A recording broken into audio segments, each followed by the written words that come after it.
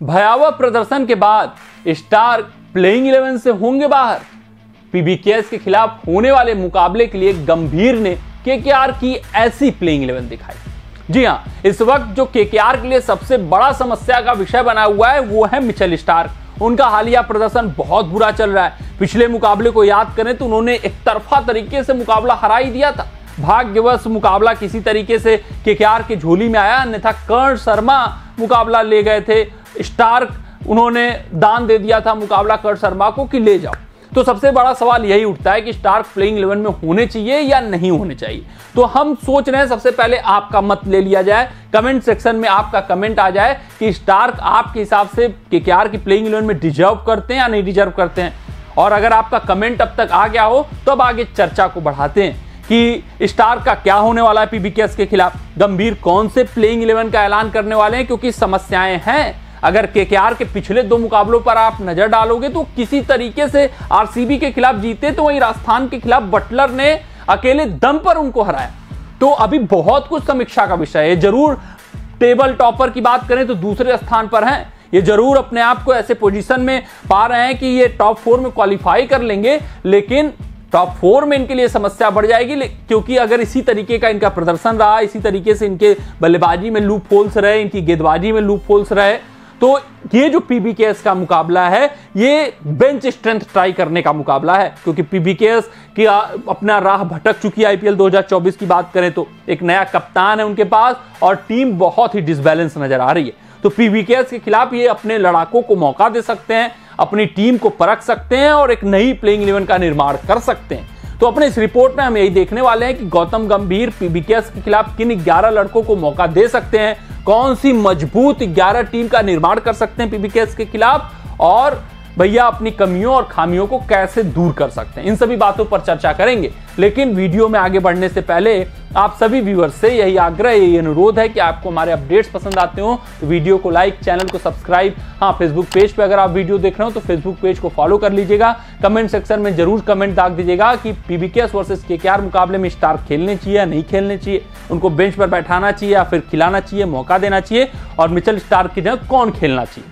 अब आते हैं सबसे पहले स्क्वाड ब्रेकअप पर नजर डाल लेते हैं और इसी स्क्वाड ब्रेकअप से आपको समझाने का हम प्रयास करेंगे कि स्टार्क की जगह उपयुक्त विकल्प है कौन, स्टार्क की जगह कौन प्लेइंग 11 में खेलना चाहिए और उनके अलावा इस टीम में क्या बदलाव, क्या तब्दीली हो सकती है। तो देखिए, सबसे पहले मिचेल स्टार्क पर ही चर्चा कर लेते हैं क्योंकि यही ज्वलंत मुद्दा है।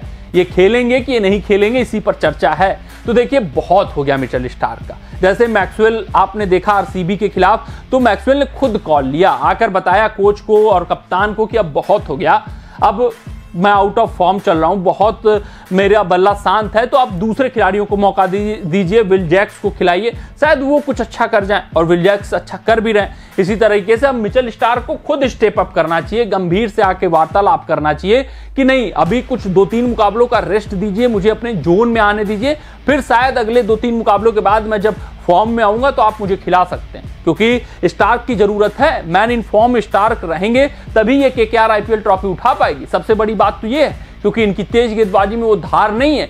तो ये जो पीबीकेएस के खिलाफ मुकाबला है वो गंभीर के लिए या केकेआर टीम के लिए कह लें तो बहुत बड़ा अपॉर्चुनिटी है कि अपने बेंच स्ट्रेंथ को ट्राई करें। तो अब बेंच स्ट्रेंथ में दिखता क्या है, दुष्मंता चमीरा। तो दुष्मंता चमीरा खुद इंजर्ड हैं, अभी बहुत फिट हो पाए कि नहीं हो पाए, इनका रिपोर्ट क्या है ये कुछ नहीं पता, जिस कारण से जो भारतीय तेज गेंदबाज है चेतन सकारिया, जिन्होंने अभी तक खेले गए आईपीएल मुकाबलों में बहुत इंप्रेस किया हुआ है, जितने संस्करण की बात कर लें, जितना मैंने देखा हुआ है, स्विंग भी कराते हैं, डेथ ओवर्स में भी अच्छा फेंक लेते हैं ये, इनके पास यॉर्कर्स हैं, वाइड यॉर्कर्स हैं, तो ये देखना दिलचस्प रहेगा। तो चेतन सकारिया कि इनके पास अच्छे विकल्प हैं जो कि खेलेंगे, और अगर मिचेल स्टार्क खेल गए और छाप छोड़ गए तो एक आपके पास बैकअप ऑप्शन भी मौजूद होगा।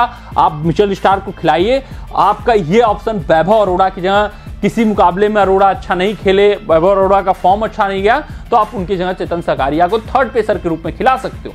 वहीं अगर हम दूसरे तब्दीली की बात करें तो वो है श्रेयस शर्मा। पिछले मुकाबले में श्रेयस शर्मा को मैचअप्स देखते हुए आरसीबी के खिलाफ मौका मिला था, लेकिन 2 ओवर में 33 या 35 रन खर्च कर दिए गए थे। अब इनको बाहर करके इनके जगह वैभव अरोड़ा का प्लेइंग 11 में चुनाव होने वाला है। तो ये दो बड़ी तब्दीलियां केकेआर की टीम में दिख सकती हैं। मिचेल स्टार्क को रेस्ट मिलना अनिवार्य हो चुका है, क्योंकि अब जब खिलाड़ी जोन में नहीं होता है तो ऐसे ही रन कंसीड करता है, ऐसे ही गेंदें लेंथ पर नहीं पड़ती हैं और वो दिख भी रहा है कि इंटेंसिटी नहीं झोंक पा रहे हैं स्टार्क। तो अब ऐसा चाहिए कि चेतन सकारिया को इनको मौका देना चाहिए। चेतन सकारिया आएंगे तो क्या पता जो हुनर है, उनकी काबिलियत है, वो दिख जाए और छाप छोड़ जाए। फिर तीसरे पेसर होंगे इनके हर्षित राणा। तो ये तीन इनके पास पेसर होने वाले हैं। वहीं जो प्रमुख स्पिनर होंगे वरुण चक्रवर्ती, सुनील नरेन, उसमें कोई दो राय नहीं, उसमें कोई भी चर्चा का विषय भी नहीं है। तो ये 5 इनके पास गेंदबाजी विकल्प हो गए। अब आ जाते हैं बल्लेबाजी विभाग में। तो देखिए इनके लिए बल्लेबाजी में समस्या क्या है। एक तो रिंकू का सही पोजीशन तय नहीं कर पाना, अप एंड डाउन काफी हो जा रहा है इनकी बल्लेबाजी में। कभी रसेल आ जा रहे हैं, कभी वेंकटेश आ जा रहे हैं, कभी खुद श्रेयस अय्यर आ जा रहे हैं, कभी रिंकू आ जा रहे हैं। तो अब इनको स्लॉट फिक्स करना होगा। स्लॉट ये फिक्स करना होगा कि रिंकू को नंबर 4 पर खिलाना होगा, फिक्स कर देना होगा कि रिंकू जाओ नंबर 4 पे अपना काबिलियत दिखाओ, हुनर दिखाओ। ये इनके लिए सबसे प्रॉफिटेबल सौदा होगा। श्रेयस अय्यर को थोड़ा सा त्याग करना होगा, थोड़ा सा कंप्रोमाइज करना होगा, फिर according to the match situation चलना होगा। तो बतौर ओपनर फिर से सुनील नरेन जाएंगे, किसके साथ? फिल साल्ट के साथ। वहां पर तो कोई चर्चा ही नहीं है। नंबर 3 पर अंकुरिश रघुवंशी में ये इन्वेस्ट करते हुए दिख रहे हैं और अंकुरिश रघुवंशी ने इंप्रेस भी किया है, तो उनको मौका मिलेगा। हाँ, अब 4 पे बैटिंग ऑर्डर में तब्दीली करनी है। यहां पर रिंकू सिंह को खिलाना पड़ेगा, फिक्स कर देना होगा। ये नहीं कि up and down, Rinku Singh fix, चाहे जब विकेट गिरे, खासकर पावर प्ले के ओवरों के बाद गिरे तो रिंकू सिंह फिक्स हो जाए। 4 पर रिंकू सिंह, 5 पर श्रेयस अय्यर आए। According to the batting situation इनको खेलना चाहिए, ये फिक्स नहीं होना चाहिए। या रसेल भी आ सकते हैं 5 पर, आ सकते हैं कौन? वेंकटेश अय्यर, और आ सकते हैं कौन? Andre Russell, according to the batting जो मैच कंडीशन करता है उसके हिसाब से। तो यहां पर श्रेयस अय्यर को मानकर चलते हैं, मोस्ट लाइकली आएंगे 5 पे। 6 पे आपके लिए आ सकते हैं फिर उसके बाद वेंकटेश अय्यर, फिर 7 पे आंद्रे रसेल। ये इनका लगभग 11 खिलाड़ी हैं और जो 12वें खिलाड़ी के रूप में रहेंगे और जो काफी डाउन द ऑर्डर आते हैं, रमनदीप सिंह अक्सर आए हैं, इंप्रेस करके गए हैं। ये 12 खिलाड़ी हो गए। नीतीश राणा के ऊपर कोई अपडेट नहीं आई है। नीतीश राणा जिस दिन आएंगे वो प्लेइंग 11 में जगह बनाएंगे, किसके जगह? वेंकटेश अय्यर के जगह। तो ये प्लेइंग 12 है जो कि खेलती हुई दिखेगी। स्टार्क की जगह इनको तब्दीली करनी होगी और सूर्य शर्मा को बाहर करना होगा। उसके अलावा बात करें तो फिर बल्लेबाजी क्रम में रिंकू को ऊपर भेजना होगा, उनको अधिक से अधिक मौके देने होंगे। तो ये आपकी प्लेइंग 12 कुछ इस प्रकार दिखने वाली है। ये सबसे मजबूत, सबसे अच्छी प्लेइंग 12। यहाँ पर युवाओं को आप मौका दे सकते हैं, अच्छा खासा उनको चांस दे सकते हैं। Phil Salt, Narine open, Raghuvanshi 3। यहाँ पर एक जो इस ऑर्डर में भेजते हैं उस ऑर्डर में लिखा गया, लेकिन रिंकू को ऊपर भेजना चाहिए। 4 पे रिंकू या आप मान लें श्रेयस अय्यर, 5 पे वेंकटेश, 6 पे रसेल, 7 पे रिंकू। रिंकू को 4 पे आना चाहिए। रिंकू सिंह की जरूरत है इस टीम को। रमनदीप सिंह 8 पे, 9 पे चेतन सकारिया, 10 पे वरुण चक्रवर्ती, 11 पे हर्षित राणा, 12 पे वैभव अरोड़ा। ये प्लेइंग 12 है। कमेंट सेक्शन में कमेंट डाल दीजिएगा कि क्या रिंकू नंबर 4 पे खेलें और फिर मिचेल स्टार्क को आराम मिले तो चेतन सकारिया खेलें, या फिर दुष्मंता चमीरा को मौका मिले। मिलते हैं अगले रिपोर्ट में, तब तक आप अपना ध्यान दें, सुरक्षित रहें, स्वस्थ रहें, मस्त रहें। जय हिंद, जय भारत। अगर ये वीडियो आपको पसंद आया हो तो इसे लाइक और शेयर करें और क्रिकेट से जुड़ी अन्य जानकारियों के लिए हमारे चैनल को सब्सक्राइब करना ना भूलें।